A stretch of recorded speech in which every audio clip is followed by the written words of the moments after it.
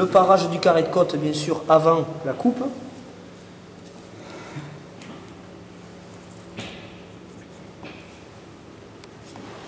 Donc toute la partie du tendon cervical sur sa partie la plus épaisse.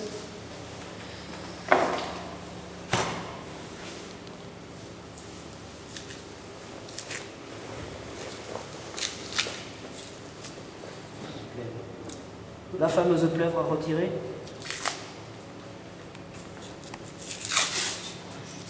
Donc on fait pour ainsi dire jamais en entreprise ça. Qui c'est qui le fait comme ça en entreprise? Donc bien retirer toute la plèvre.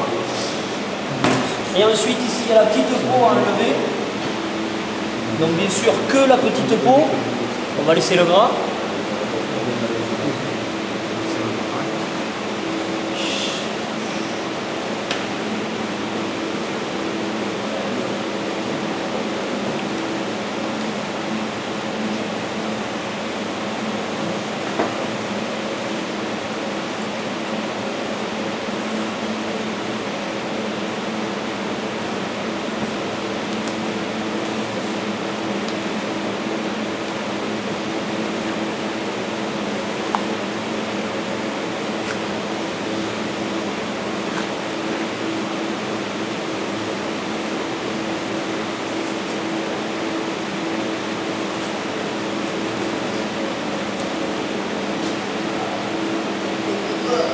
Voilà, donc c'est vraiment que la peau.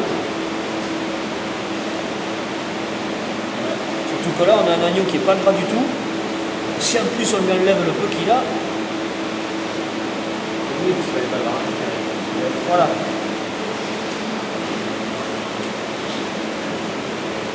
Le périoste est un petit peu épais ici. À retirer également.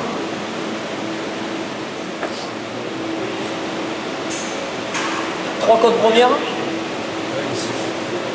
5 côtes couvertes et on finira par les 5 côtes découvertes. D'accord? Les côtes premières, rappelez-vous qu'il n'y en a que 3. On demande très souvent à sortir des côtes premières, on l'a vu l'autre jour, de poids identiques. En fonction de la coupe qu'on va réaliser, on peut avoir des côtes premières de poids identiques, du moins le plus identique possible.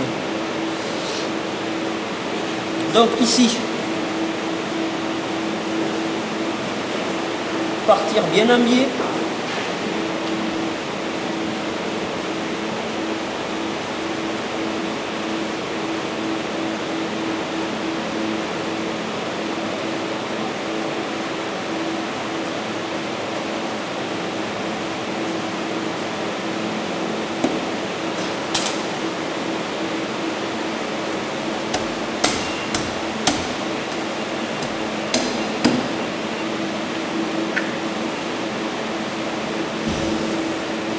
Là, on va commencer à redresser.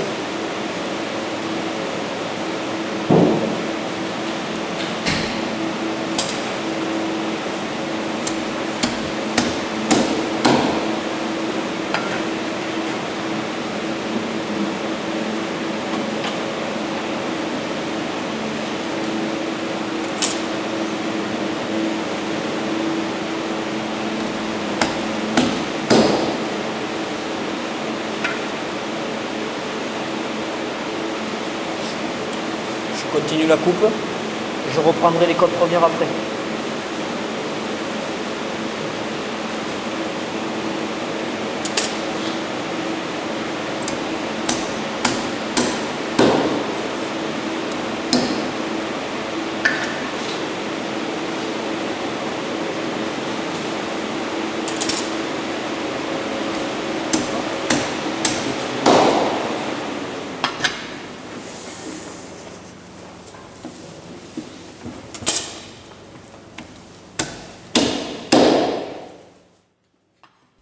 Remarquez bien que la coupe de la côtelette se fait face au technicien et non pas de l'autre côté.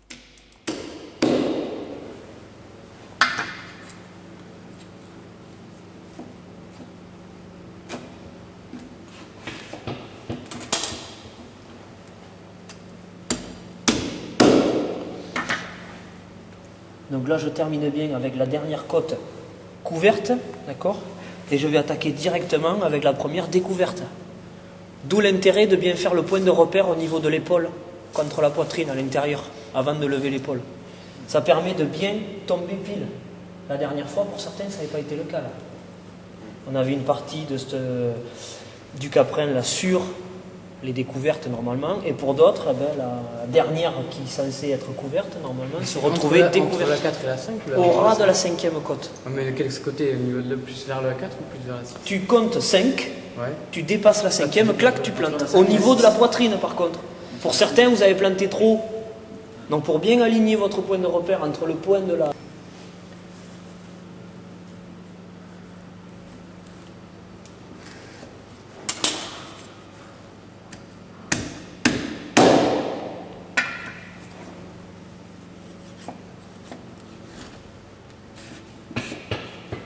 Donc 2 gras, ça se tient pas.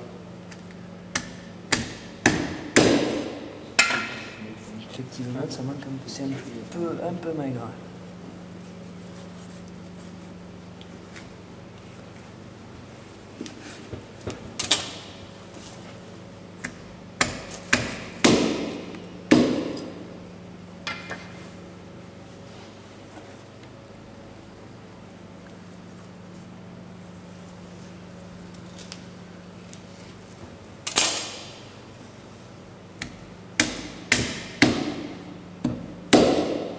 Et on reste toujours la côte qu'on coupe en fait. Comment? On reste toujours la côte qu'on coupe.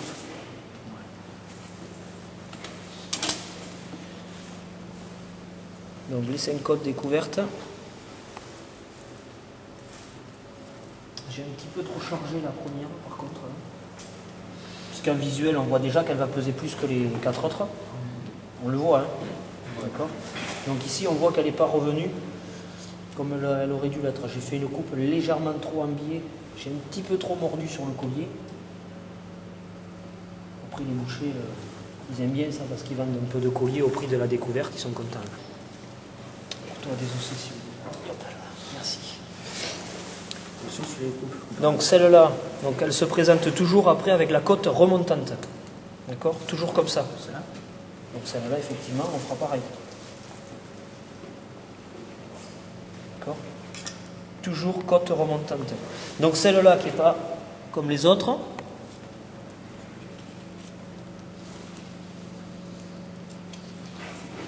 La vertèbre lombaire qu'on a laissée pour la coupe, on va venir la retirer.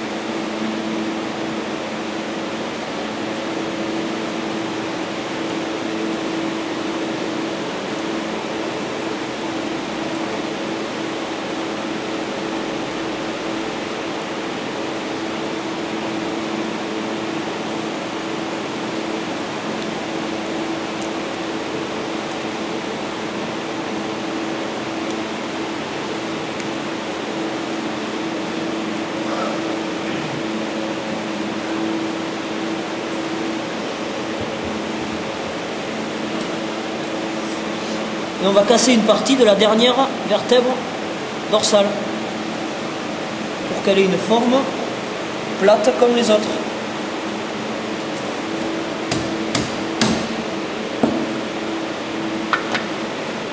On repositionne le filet.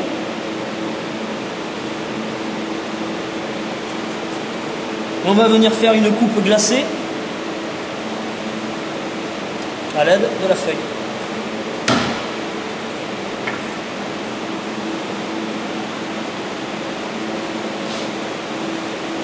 Voilà.